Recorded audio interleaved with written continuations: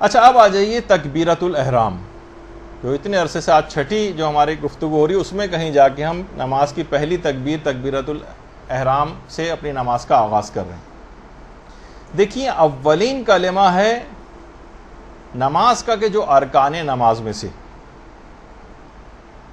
دیکھیے نماز میں کہا جاتا ہے کہ جو تکبیرۃ الاحرام ہے وہ بالکل ویسے ہی ہے جیسے حج میں تلبیہ ہوا کرتا ہے، لبیک اللہم لبیک۔ جیسا ہی انسان نیت کر کے تلبیہ پڑھ لیتا ہے، اس پر بہت ساری مباح اور حلال چیزیں بھی حرام ہو جاتی ہیں۔ بالکل تکبیرۃ الاحرام بھی ایسی ہی چیز ہے، ایسا ہی کلمہ ہے کہ ادھر آپ نے تکبیرۃ الاحرام کہی اور اس کے فوراً بعد ہی آپ پر بہت ساری مباح اور حلال چیزیں حرام ہو جائیں گی۔ اچھا اب ایک سوال یہ ہوتا ہے کہ آخر نماز کا آغاز تکبیرۃ الاحرام سے کیوں ہوتا ہے؟ دیکھیے پیغمبر اسلام ختمی مرتبت صلی اللہ علیہ وآلہ وسلم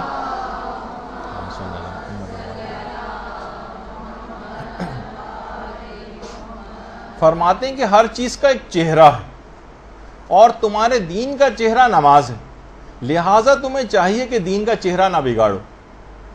اور ہر چیز کی ایک ناک ہے اور نماز کی ناک جو ہے وہ تکبیر ہے، نماز کی ناک تکبیر ہے، اللہ اکبر۔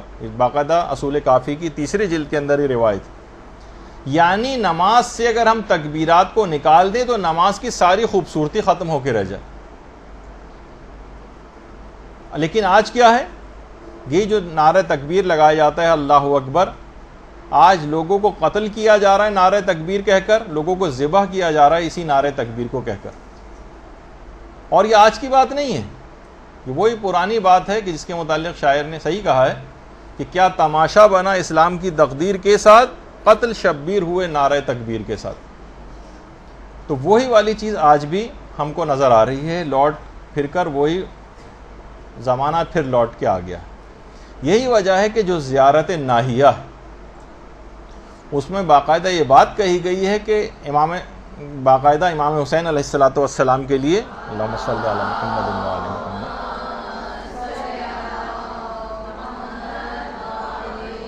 زیارت ناہیہ میں کہ آپ کے قتل ہونے سے اللہ اکبر کے کا کلمہ قتل ہو گیا اور آپ کے قتل سے لا الہ الا اللہ کا کلمہ قتل ہو گیا، یعنی اتنی اہم بات ہے یہ، اور اتنی فضیلت ہے اس بات کی کہ روایات میں یہ بات آئی ہے کہ ایک تکبیرۃ الاحرام جو پیش امام کے ساتھ انجام دی جاتی، 60,000 مستحب حج اور عمرے اور دنیا و ما فیہا سے 70,000 درجہ بہتر، ایک تکبیرۃ الاحرام، ایک تکبیرۃ الاحرام 60,000 مستحب حج و عمرے سے اور دنیا و ما فیہا سے 70,000 درجے زیادہ افضل ہے۔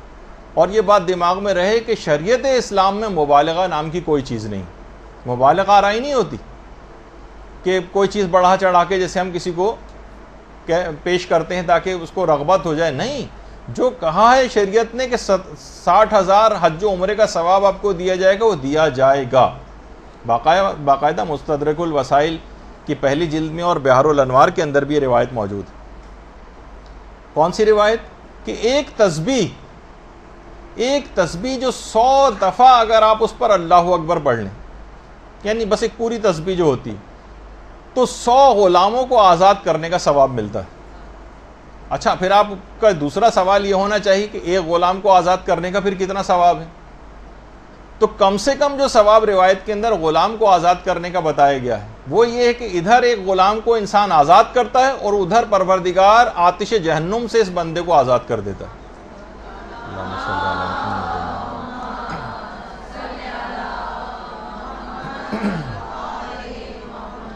یعنی اگر آپ ایک تسبیح بھی روزانہ اللہ اکبر کی پڑھ لیتی ہیں تو روزانہ 100 مرتبہ آتش جہنم سے پروردگار آپ کو آزاد کرے گا، کم سے کم ثواب جو بتایا گیا ہے روایت کے اندر۔ اور یہ بھی پیغمبر اسلام کی حدیث ہے کہ التکبیرۃ الاولی مع الامام خیر من الدنیا وما فیہا، پیش امام کے ساتھ جو تکبیر اولا، جو پہلی تکبیر اللہ اکبر جو کہی جاتی ہے، وہ اگر کسی نے پیش امام کے ساتھ کہی تو یہ دنیا اور آخرت، بلکہ جو اس دنیا کے اندر جتنی چیزیں ہیں ان سب سے بہتر ہے۔ اب اس دنیا کے اندر کیا کچھ ہے، یہ انسان کیلکولیشن لگانے بیٹھے تو اس کی عمر ختم ہو جائے تو وہ کیلکولیٹ نہیں کر سکے گا اس کو۔ اور عرفاء نے اپنی زندگی کا جو اختتام ہے وہ اسی کلمہ تکبیر کے اوپر کیا۔ یعنی انسان کے اگر یہ ورد زباں یہ جملے رہیں تو اختتام بھی ان کا انہی کلمات پر ہوگا۔ یہ کیسے ممکن ہے کہ ساری زندگی گانے گنگناتا رہے انسان اور اختتام جو ہے اس کا کسی اور اچھی چیز پر ہو جائے؟ کتنی روایات اس سلسلے میں پیش کی گئی تھی۔ سوء خاتمہ کے سلسلے میں جو ہمارے یہاں پر موت کے دروس منعقد ہوئے تھے تو اس میں جو انسان زیادہ تر جیسی زندگی گزارتا ہے اور جو کلمات اس کی زبان پر رہتے ہیں وہی اس کے مرتے وقت زبان پر جاری ہوتے ہیں۔ گلوکار ہے تو وہ گانے اس کی زبان پر جاری ہو جاتے ہیں، جھوٹ بولنے والا تو جھوٹ اس کی زبان پر آ جاتا ہے، یا وہ کلمہ پڑھے بغیر ہی کم سے کم اس دنیا سے جانا ہوتا ہے اس کو۔ آغا حسین فاطمی فرماتے ہیں کہ ہمیں اطلاع ملی کہ آیت اللہ جواد ملکی تبریزی، امام خمینی کے جو عرفانیت کے استاد تھے جن کا اکثر و بیشتر ذکر ہوتا رہتا ہے، ان کی طبیعت بہت زیادہ خراب ہے۔ ہم سب بھاگے بھاگے ان کے پاس گئے، دیکھا کہ ان کا آخری وقت ہے، اور آیت اللہ جواد ملکی تبریزی نے ہم کو بلایا۔ ہم تیز رفتاری سے وہاں پر پہنچے تو دیکھا کہ وہ خضاب لگا کر پاک و پاکیزہ ہو کر بستر پر لیٹ کر نماز ظہر کا انتظار کر رہے ہیں، حالت احتضار میں ہیں جبکہ، لیکن خضاب بھی لگایا ہوا ہے، کیونکہ روایتوں کے اندر یہ بات بھی آئی ہے کہ منکر و نکیر یا عذاب کے جو فرشتے ہیں اس کو عذاب دینے سے حیا کرتے ہیں کہ جو خضاب لگاتا ہے، تو بہرحال ہر چیز کے اوپر عمل کرتے تھے۔ تو بستر پہ لیٹ کے پاک و پاکیزہ ہو کر جواد ملکی تبریزی نماز ظہر کا انتظار کر رہے تھے۔ بستر پہ لیٹے لیٹے ہی جیسے ہی اذان کا وقت آیا، نماز ظہر کا اول وقت، اسی وقت انہوں نے اذان دی بستر مرگ پر، اور ابھی نماز ظہر کی تکبیرۃ الاحرام اللہ اکبر کہا ہی تھا کہ روح عالم معنوی میں پرواز کر گئی۔ اللہم صلی علی محمد وعلی محمد۔ یعنی عرفاء نے اپنی جانیں اس کلمے کے اوپر دی ہیں، جو تکبیرۃ الاحرام جو ہم اتنی آسانی کے ساتھ بس اللہ اکبر کہہ کر شروع کر جاتے ہیں، اس کا احساس نہیں کہ کتنا بڑا کلمہ ہے۔ باقاعدہ جو ان کا رسالہ ہے جواد ملکی تبریزی کا لقاء اللہ، اس میں انہوں نے خود لکھا ہے کہ الصلاۃ معراج المومن کے جو معنی ہیں، کہا کہ روایت میں یہ بات آئی کہ جس وقت قد قامت الصلاۃ کہا جاتا ہے تو اس کے یہ معنی ہیں ای حان وقت الزیارہ، یعنی دیدار کا وقت آن پہنچا۔ قد قامت الصلاۃ کے معنی دیدار کا وقت آن پہنچا۔ تو ایک ایک جملے کے نماز میں بڑے عارفانہ معنی، اور بہت مشہور کتاب ہے سیمائے فرزان گان، اس میں خود آیت اللہ جواد ملکی تبریزی کے ایک شاگرد نے ان کی وفات کی رات کو ایک خواب دیکھا تھا، اس وقت تک انتقال نہیں ہوا تھا اور یہ ان کے شاگرد اپنے گھر میں تھے۔ انہوں نے کہا کہ میں نے خواب میں دیکھا کہ جیسے میری آنکھوں کے سامنے سے پردے ہٹ گئے اور میں عرش الہی کا مشاہدہ کر رہا ہوں۔ تو میں نے دیکھا کہ جواد ملکی تبریزی ہاتھوں کو آسمان کی طرف بلند کر کے قنوت پڑھ رہے ہیں اور مناجات اور گریے کے اندر مشغول ہیں۔ میں ان کے اتنے عظیم مقام کو دیکھ کر عرش پر حیران رہ گیا، اور اسی وقت میں انتہائی جب میں متعجب تو خواب کے اندر اچانک سے دروازے پر کھٹکھٹاہٹ ہوئی۔ دروازہ، میں فوراً نیند سے میں بیدار ہوا، دروازہ کھول کے باہر آیا تو دیکھا کہ کچھ لوگ آئے ہوئے اور کہہ رہے ہیں کہ ہم آپ کو تعزیت پیش کرتے ہیں، آغا جواد ملکی تبریزی دار فانی سے کوچ کر گئے۔ یعنی انہوں نے خواب میں دیکھا کہ اسی وقت، یعنی جس وقت وہ وہاں تکبیرۃ الاحرام کہی اور روح عالم معنوی میں پرواز کر گئی، اسی وقت وہ خواب دیکھا کہ وہ عرش کے اوپر عبادت الہی انجام دے رہے ہیں اور قنوت پڑھ رہے ہیں۔ تو بہرحال آپ نے دیکھا کہ جو جس طرح سے زندگی گزارتا ہے، ان چیزوں کی اہمیت کو سمجھتا ہے، اس تکبیرۃ الاحرام کی معرفت رکھتا ہے، ویسے ہی پھر اس کو موت بھی نصیب ہوتی۔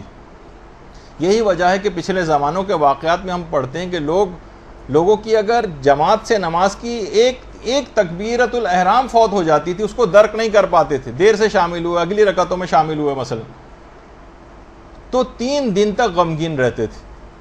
اور اپنے آپ کو پرسا دیا کرتے تھے، اور اگر ایک دن کی نماز جماعت سے محروم ہو جاتے تھے تو پورے ایک ہفتے تک رنجیدہ رہا کرتے تھے۔ اب لیکن ہمیں وہ کیفیات نظر نہیں آتی۔ یہی وجہ ہے کہ ایسا کلمہ ہے یہ لا الہ الا اللہ کہ سید باقر شفتی جو ایک عالم گزرے ہیں عرفہ کے واقعات میں، ان کے بھی بہت واقعات ملتے ہیں۔ تکبیرۃ الاحرام جس وقت یہ پڑھتے تھے، جیسے ہی کہتے تھے تکبیرۃ الاحرام اللہ اکبر، کہتے وقت ہی ایسی کیفیت ہو جاتی تھی جیسے اللہ اکبر میں جیسے مد کے ساتھ جو ہے اس کو پڑھا جا رہا ہو۔ ان کے شاگردوں نے ایک دفعہ ان پہ اعتراض کر دیا۔ دیکھیے اس زمانے میں یہ ہوتے تھے نا، آج تو یہ ہے کہ جناب ممبروں سے کوئی کچھ بھی پڑھ کر چلا جائے، کوئی کچھ پوچھتا ہی نہیں کسی سے کہ آپ نے کہاں سے پڑھا، کیسے پڑھا، اور وہ بھی جھرمٹ میں ایسا لوگوں کے نکل کے جاتے ہیں پڑھنے والے بہت سارے افراد کہ ان سے کوئی چیز پوچھ بھی نہیں سکتا کہ کون کون سی روایات پڑھ کے گئے ہیں آپ، اس کا کیا سند ہے، کہاں سے آپ نے نقل کی ہیں، کیا ہیں لوگوں کے ایمان سے جس طریقے سے کھیلا جاتا ہے آج کا۔ لیکن اس زمانے میں ایسا نہیں ہوتا تھا، استاد کے اوپر بھی اعتراض کرتے تھے کہ یہ آپ کی کیفیت ہو جاتی ہے، ایسا کیوں ہے؟ اس زمانے میں لوگ اعتراض کرتے تھے۔ ان لوگوں پہ البتہ کوئی اعتراض نہیں کرتا۔ ہم اگر یہ بھی کہتے ہیں کہ اللہ ایک ہے تو لوگ فوراً کہتے ہیں ریفرنس بتائیے کہاں پہ لکھا ہوا ہے۔ تو بہرحال تو شاگردوں نے کہا کہ اللہ پر تو کوئی مد نہیں ہے، تو جس وقت آپ یہ جملہ کہتے ہیں اللہ اکبر، تو یہ آپ ایسا لگتا ہے ہمیں جیسے مد آپ نے لگا دیا ہو اس کے اندر۔ وہ کہنے لگے آقا باقر شفتی کہ جیسے ہی میں اللہ اکبر کا اللہ کہتا ہوں ایک دم اسی وقت میں اپنے اختیار سے خارج ہو جاتا ہوں۔ ایسا ایک وجد مجھ پر طاری ہوتا ہے تکبیرۃ الاحرام کہتے وقت میں اپنے اختیار سے باہر ہو جاتا ہوں، میں جان بوجھ کر نہیں کھینچتا اور مد نہیں دیتا اس کے اوپر۔ تو آپ نے دیکھا کہ یہ کیفیات لوگوں کی تکبیرۃ الاحرام کہتے وقت ہو جاتی۔ اچھا کبھی آپ نے سوچا کہ روزانہ آپ کتنی تکبیرات پڑھتی ہیں؟ دیکھیے روزانہ کم سے کم ابھی آپ کے سامنے میں کیلکولیشن ایک پیش کروں گا کہ 360 مرتبہ روزانہ آپ نمازوں میں تکبیرات کہتی ہیں۔ ابھی میں کیلکولیشن پیش کروں گا تو آپ کے سامنے جو بھی مستحبات کے ساتھ نماز پڑھتا ہے لازمی ہے اس بات کا کم سے کم روزانہ وہ 360 مرتبہ اللہ اکبر ضرور کہتا ہے۔ اور ابھی آپ نے سنا کہ 60,000 مستحب حج و عمروں کا ثواب ملتا ہے، تو 360 کو جب آپ 60,000 سے دیں گی تو یہ 2,16,00,000 مستحب حج و عمرے کا ثواب ایک دن میں آپ کے نامہ اعمال میں لکھا جاتا ہے۔ اللہم صلی علی محمد۔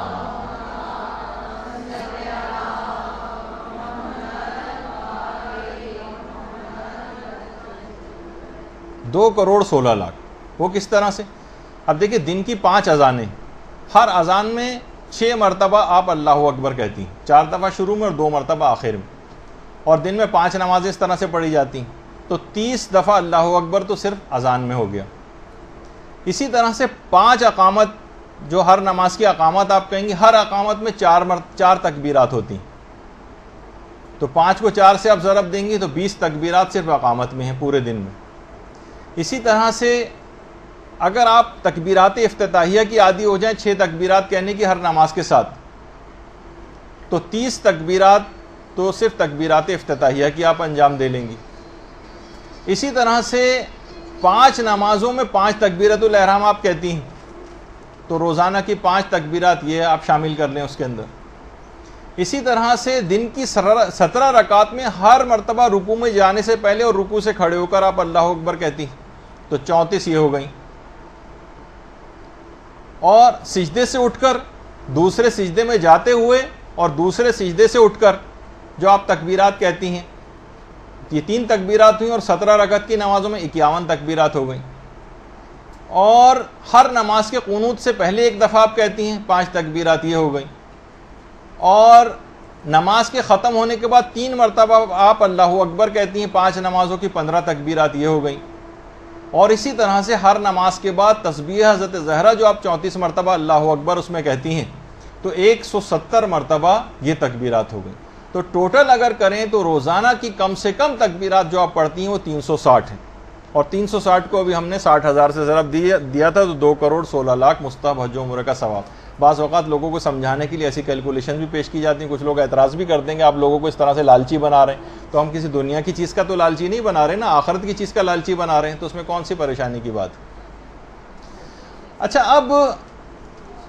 اب مسئلہ یہ ہے کہ آپ یہ دیکھ لیں, یہ ثواب بتا کر آپ بہت سارے بے نمازی افراد کو ان کا نقصان بتا سکتی ہیں کہ جو افراد نماز نہیں پڑھتے وہ روزانہ اپنا کتنا عظیم ثواب ہاتھ سے کھو رہے ہیں, اور پروردگار عالم نے کتنا زبردست یہ انتظام کیا ہے کہ گناہگار سے گناہگار انسان بھی اگر روزانہ کم سے کم نماز کو پابندی سے پڑھنے لگے تو 360 تکبیرات کا یہ ثواب روزانہ کتنا عظیم ثواب اس کے نامہ اعمال میں ٹرانسفر کر دے گا. اور یقیناً جو ان کو ان مستحبات کے ساتھ انجام دیتا ہے اور اتنی تکبیرات کہے گا, خود بخود اس کے گناہ ختم ہوتے چلے جائیں گے. ثواب کا پلڑا اتنا بھاری ہو جائے گا اور وہ اتنا ہلکا ہو جائے گا گناہوں کا کہ اس کی نجات یقینی ہو جائے گی.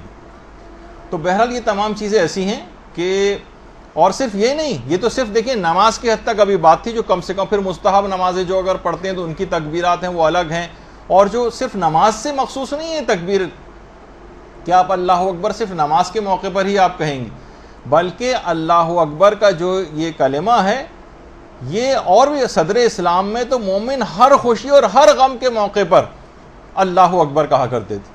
جب کوئی خوشی کا موقع آیا اللہ اکبر, جب کوئی غم کا موقع آیا اللہ اکبر.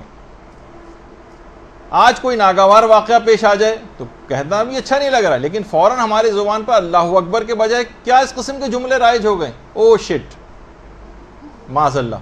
یعنی اس قسم کے جو جملے حیرت کے موقع پر, خوشی کے موقع پر, تعجب کے موقع پر, بجائے کہ ہماری زبانوں کے اوپر اللہ اکبر آئے, کوئی خوشی کا موقع اگر پیش آئے, کوئی ایسی اطلاع سنیں تو آپ کہتے ہیں واو امیزنگ, اس قسم کے جملے آتے ہیں. لیکن کیا ہے کہ یہ اسلامی اقدار سے کیونکہ ہٹ گئے, تو ہماری زبانوں کے اوپر یہ کلمے جو آپ نے دیکھا کتنے زیادہ ثواب کے حامل یہ کلمات ہیں, لیکن یہ ہمارے زبانوں کے اوپر رائج نہیں. باقاعدہ تمام ایسے موقع اسلام یہ چاہتا ہے کہ آپ ہر موقع پر آپ کی زبانوں کے اوپر ذکر خدا رہے, خاص طور پر یہ کلمہ اللہ اکبر. تعجب کے موقع پر, خوشی کے موقع پر, غم کے موقع پر, کوئی بھی اس طرح کی پریشانی اس موقع پر. اور خاص طور پر جب انسان کوئی متعجب ہوتا ہے کسی بات پر, اس وقت بھی احادیث میں آیا کہ وہ اللہ اکبر کہیں. اور اتنا اہم ہے یہ کلمہ کہ اس بات سے آپ اس بات کا اندازہ لگائیں اس کلمے کی اہمیت کا, کہ پیغمبر اسلام جس وقت پیدا ہوئے تھے تو پیدائش کے بعد جو سب سے پہلا کلمہ زبان کے اوپر آیا تھا پیغمبر اسلام کے, وہ اللہ اکبر آیا تھا. اللہم صلی اللہ علیہ محمد.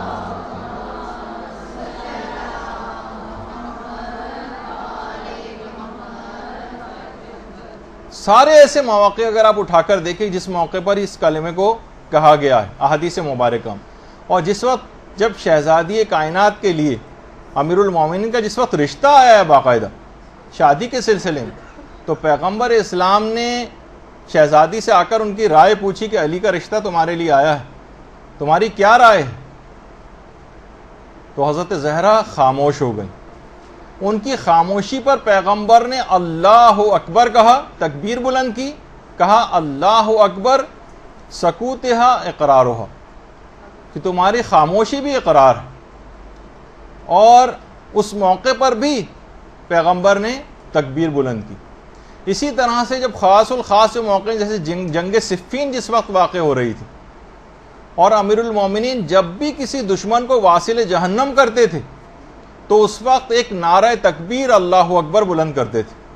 لوگ مولا کی تکبیرات سے یقین حاصل کرتے تھے اور اس عدد کا تعین کرتے تھے کہ مولا نے کتنے دشمنوں کو واصل جہنم کے, جتنی تکبیرات کہیں اس سے کیلکولیشن کرتے تھے. ہر دشمن خدا کو قتل کرنے کے بعد ایک نعرہ تکبیر بلند کرتے تھے.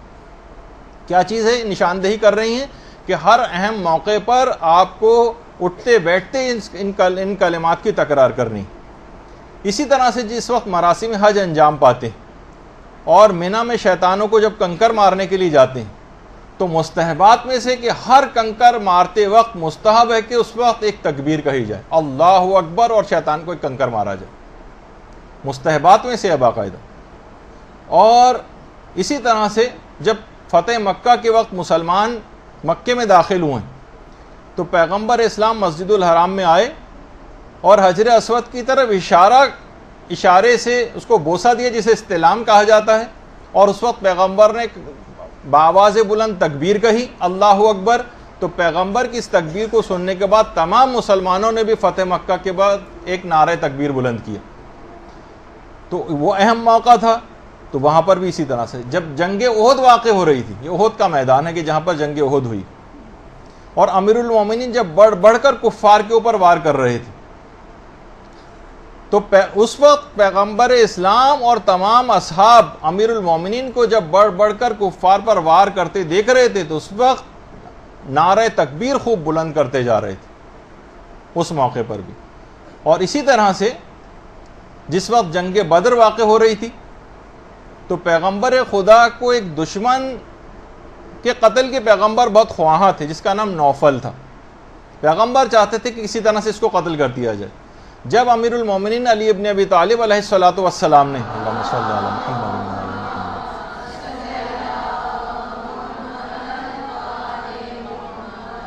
جب مولا نے اس کو قتل کیا نوفل کو، تو پیغمبر نے اس وقت بھی تکبیر بلند کی، اللہ اکبر کہا.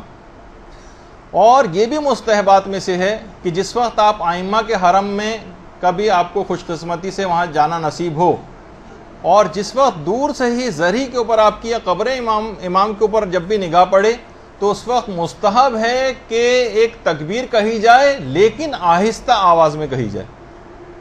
دیکھیے خاص طور ورنہ عام طور پر نعرہ تکبیر بلند آواز سے لگایا جاتا ہے، لیکن ائمہ کے قبور کے پاس اس بات کا احترام کا خیال رہے کہ وہاں پر نعرہ تکبیر کو بھی یا اللہ اکبر کو بھی بلند آواز سے نہیں کہا جائے. یہ ان کے احترام کے منافی، وہاں شور مچانا.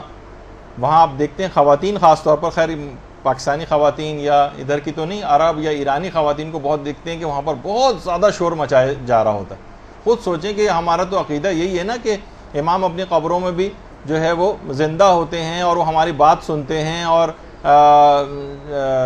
جو ہمارے کلام کو سنتے ہیں اور ہمارے احوال سے واقف ہوتے ہیں. وہ امام سامنے موجود ہیں اور وہاں چیخوں پکار کر رہے ہیں، یہ امام کے احترام کے منافی. حتیٰ کہ احترام کے منافی یہ بھی ہے، جیسے کہ ہم اکثر منقبت خوانوں کو بھی دیکھتے ہیں کہ جب مخصوصیاں وغیرہ نہیں ہوتی اور ان کو وہاں پہ جگہ مل جاتی ہے تو بآواز بلند کھڑے ہو کے وہاں منقبت پڑھتے ہیں بہت بلند آواز میں. یہ ائمہ کے احترام کے منافی، یعنی وہاں آہستہ آواز میں، حتیٰ کہ اللہ اکبر بھی جو آداب میں سے کہ آہستہ آواز میں جب امام کی قبر کے اوپر نگاہ پڑے تو آہستہ آواز میں اللہ اکبر کہا جائے. تو یہ بہت ساری چیزیں کہ جن کا عام طور پر اس کا خیال رکھنا ہوتا ہے.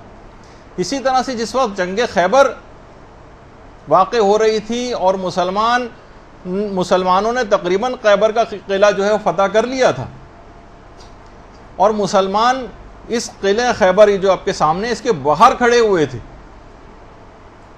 تو روایات میں ہے کہ تمام مسلمانوں نے اس وقت اتنی زور سے نعرہ تکبیر بلند کیا تھا کہ یہودیوں کے دل ہل کے رہ گئے تھے، دہل گئے تھے یہودی سارے. تو ایسے اہم موقعوں پر تکبیر جو ہے وہ کہی جائے. اور باقاعدہ پیغمبر اسلام نے جو امیر المومنین کو وصیتیں کی تھی اس میں بھی یہ بات تھی کہ اے علی جب بھی تمہاری نئے چاند کے اوپر نگاہ پڑے اس وقت بھی اللہ اکبر کہو. جب نئے چاند کے اوپر نگاہ پڑے یا جس وقت تم آئینہ دیکھو اس وقت اللہ اکبر کہو. البتہ ہے کہ اگر ہم تو ایسے ہیں کہ ہمارا آئینہ دیکھیں تو ہمیں اپنی خباثتیں اس کے اندر نظر آئیں گی، اس وقت اللہ اکبر کی وجہ استغفر اللہ زیادہ مناسب لگتا ہے کہنا. لیکن بہرحال یہ کہ آئینہ جب بھی انسان دیکھے اس وقت اللہ اکبر کہے. یا کوئی مشکل پیش آ جائے اس وقت بھی اللہ اکبر کہے. گھر میں کوئی بیمار ہو جاتا ہے، شدید حالت خراب ہو جاتی ہے، کسی کے کوئی ایکسیڈنٹ ہو جاتا ہے معاذ خدا نہ خواستہ، اور اسی حوالے سے مولانا شہنشاہ حسین نقوی صاحب قبلہ کتنی ان کی خدمات ہیں ہمارے پاکستان کے لیے، شیعان حیدر کرار کے لیے. تو ایک ان کی بیماری کے حوالے سے اور جو حادثہ ان کے ساتھ پیش آیا ہے، دعا کریں کہ جلد از جلد مولانا شہنشاہ حسین نقوی صاحب صحتیاب ہو کر اپنے گھر جو ہے واپس آ جائیں، اور ان کے وہ دو ساتھی جن کی بھی دونوں کی بہت خدمات تھیں ان کو بھی پروردگار اعلیٰ علیین میں جوار معصومین کے ساتھ ملحق فرمائے. تو بہرحال جب بھی کبھی کوئی مشکل پیش آ جائے، کبھی بھی ایسی مشکل پیش آ سکتی ہے، انسان بیمار ہو سکتا ہے، کوئی ایکسیڈنٹ ہو سکتا ہے، کوئی تکلیف ہو سکتی ہے اس کے ساتھ، تو اس وقت وہ نعرہ تکبیر یا اللہ اکبر کی صدا بلند کرو، اور کم سے کم 3 مرتبہ ہر مشکل میں نعرہ تکبیر کو بلند کیا جائے۔ اور جس وقت امیر المومنین نے حالت رکوع میں زکوٰۃ دی تھی تو پیغمبر اسلام اس وقت یہ سب کچھ دیکھ رہے تھے، تو پیغمبر اسلام نے جب امیر المومنین کو حالت رکوع میں زکوٰۃ دیتے دیکھا تو اس وقت بھی نعرہ تکبیر بلند کیا تھا، اس وقت بھی۔ اور یہ بھی روایات میں ملتا ہے کہ پیغمبر اسلام جب شب معراج آسمانوں پر تشریف لے گئے تھے تو ہر آسمان پر پہنچ کر پیغمبر ایک تکبیر کہتے تھے، اور تکبیر کہنے کے بعد ایک پردہ چاک ہو جاتا تھا، اور پیغمبر اسلام پھر اگلے آسمان کی طرف چلے جاتے تھے۔ تو یہ جو تکبیرات ہم کہتے جا رہے ہیں تو ہمارے بھی پردے چاک ہوتے چلے جا رہے ہیں، اور ہمارے بھی حجابات دور ہو رہے ہیں، اور ہم اتنا ہی معراج مومن کا مقام جو ہے وہ حاصل کرتے چلے جا رہے ہیں۔ اچھا، اسی طرح سے روایات میں یہ بھی بات ملتی ہے کہ جب شہزادی کونین رخصت ہو کر امیر المومنین کے گھر تشریف لے آئی تھی، اللہم صلی علی محمد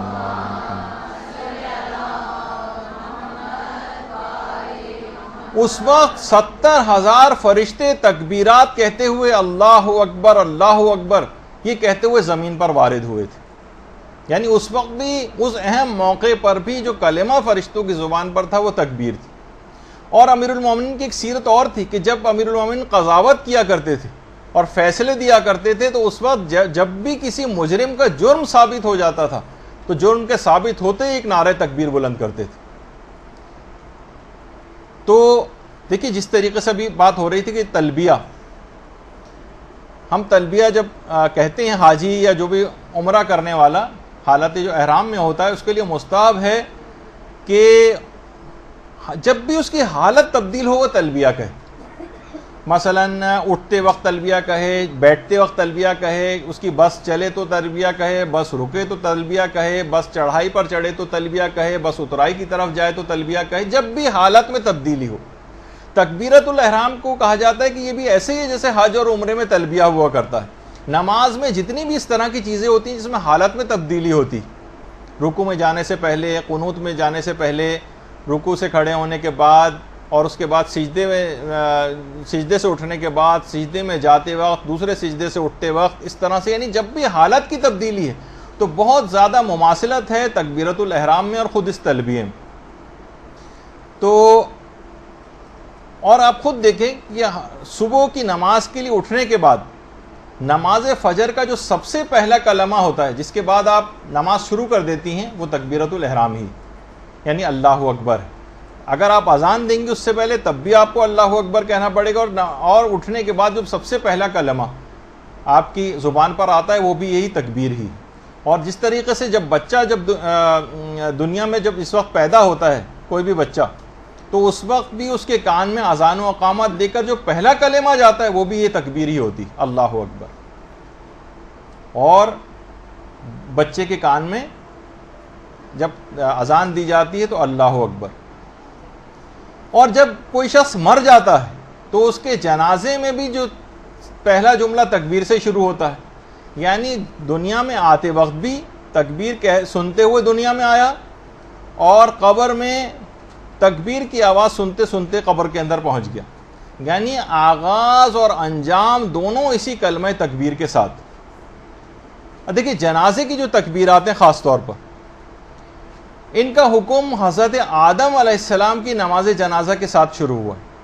ہمارے چھٹے امام جعفر صادق علیہ السلام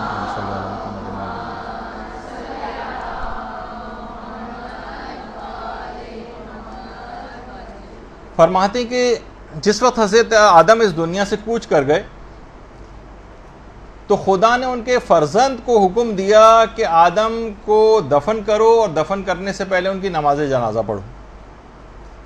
آپ کے بیٹے اس وقت ہیبت اللہ جنہیں کہا جاتا ہے، جو حضرت شیس کے نام سے مشہور، اصل ویسے ان کو ہیبت اللہ کے نام سے روایات میں ان کا تذکرہ آیا، کیونکہ قابیل نے حابیل کو قتل کر دیا تھا تو حابیل پہلے قتل ہو گئے تھے، اس کے تقریباً 4-5 سال بعد قابیل بھی واصل جہنم ہو گیا۔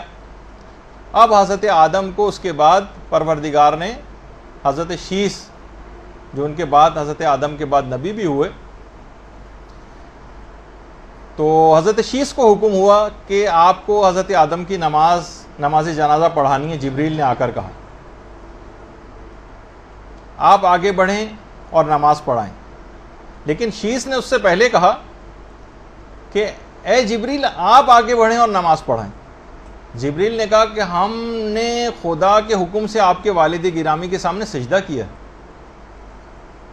اور اب ہماری شان یہ نہیں ہے کہ اس انتہائی عظیم اور نیک انسان کے بیٹے کی موجودگی میں ہم نماز جنازہ پڑھنے میں سبقت کریں، آپ ہی آگے بڑھیے اور نماز جنازہ پڑھائیے، اور 5 تکبیرات کہہ کر نماز جنازہ پڑھائیے. جو 5 تکبیرات کا حکم ہے حضرت آدم کے زمانے سے.